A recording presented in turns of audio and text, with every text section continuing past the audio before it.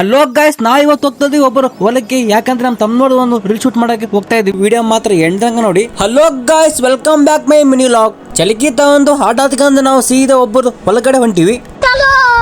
ಹೊಲಕ್ಕೆ ಹೋಗ್ಬೇಕಾಗಿತ್ತು, ಆದ್ರೆ ಆಟೋ ಡ್ರೈವರ್ ಅನ್ನ ವಾಲ್ಮೀಕಿ ಸರ್ಕಲ್ ಕಡೆ ಬಂದು ಸ್ಟಾಪ್ ಮಾಡಿದ್ನ. ಎಲ್ರೂ 10 ಸೆಕೆಂಡ್ ಮೌನಾಚರಣೆ ಮಾಡೋಣ. ಸರ್ಕಲ್ ನಲ್ಲಿ ಡ್ರೈವರ್ ಅನ್ನ ಟೀ ಕುಡಿಯಕಂತ ಕರೆದ್ನ, ಆದ್ರೆ ನಾನು ಬರಲ್ಲ ಅಂತ ಹೇಳಿ ಕಳಿಸಿದ್ನೆ.